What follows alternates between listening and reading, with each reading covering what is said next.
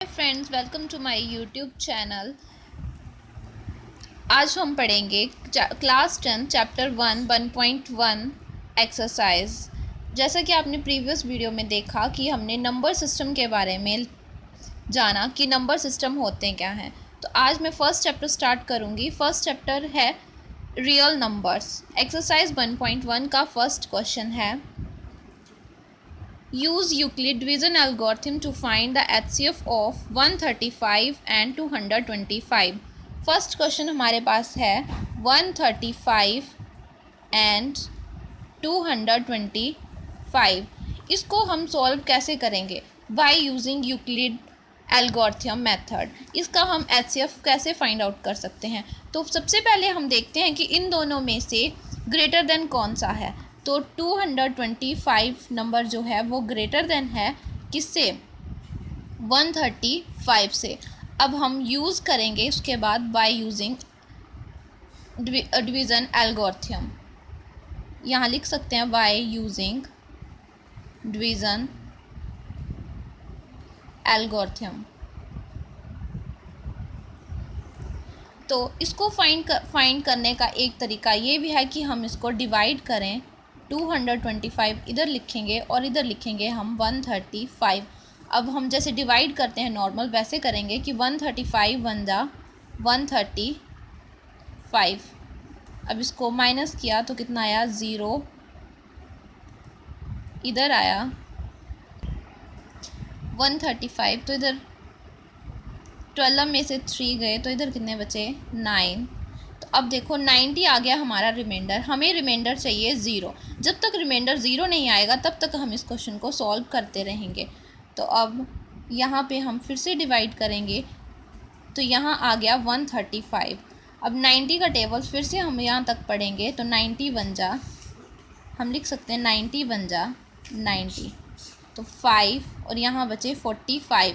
अब फिर से इसको डिवाइड करेंगे 45 2 जा 90।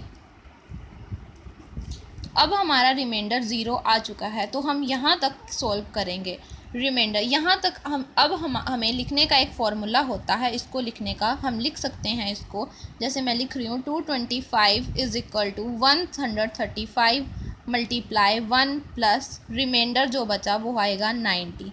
इसको लिखने का फॉर्मूला होता है कि dividend is equal to divisor multiply quotient plus remainder. हम इस तरह से लिख सकते हैं। अब नेक्स्ट जैसे डिविडेंड हमारे पास है 135 is equal to 90 multiply 1 plus remainder अब इसमें है 45। नेक्स्ट जैसे डिविडेंड है 90 is equal to 45 into 2 is equal to plus 0। तो अब इसमें HCF आया हमारा, जो ये टर्म आएगी 45, ये हमारा है HCF। आप वैसे ही देख सकते हैं, ये 2 क्वेश्चन हैं, आप इनको भी वैसे ट्राई कर सकते हैं।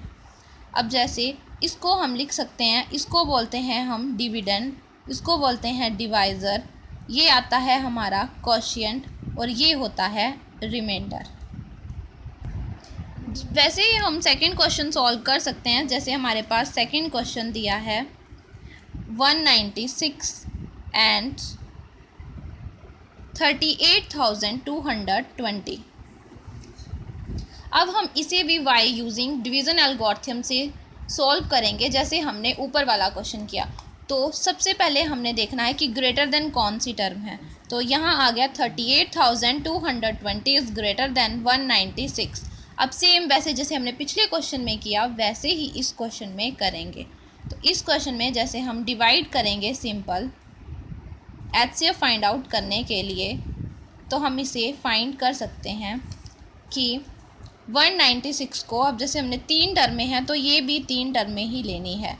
अब हम इसको फाइंड करेंगे 196 बन जा, अगर हम 2 से करें तो आप देख सकते हैं कि बढ़ जाएगा। तो हम यहाँ पर लिख सकते हैं 196। तो ये माइनस करके हमारे पास बचा। अब जैसे 196 को हमने 9 के साथ डिवाइड किया तो इधर आ जाएगा 4 5, 9 9 जो 81 और 5 हो गए 80, 6 9 1 जा 9 और 8 हो गए 17। तो 9 के साथ क्या, तो इधर आ गया 1764। अब हम इसको फिर से माइनस करेंगे।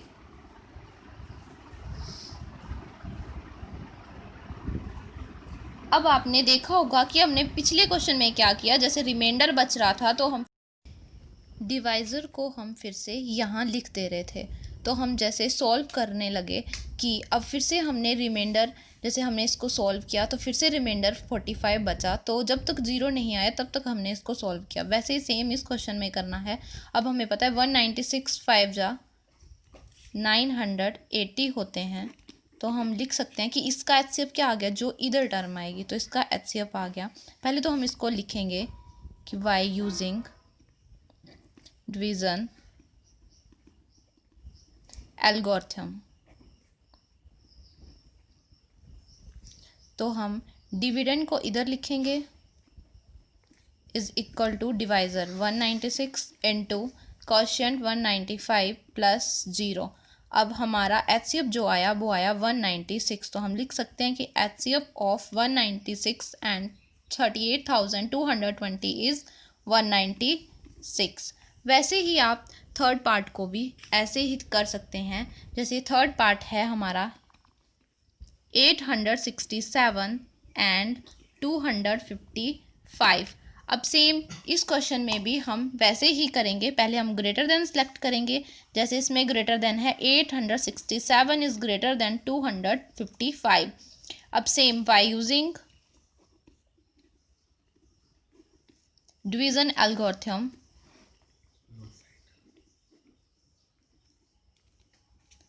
तो डिवीज़न एल्गोरिथम से क्या होगा कि हम इसको फिर से वैसे ही डिवाइड करेंगे।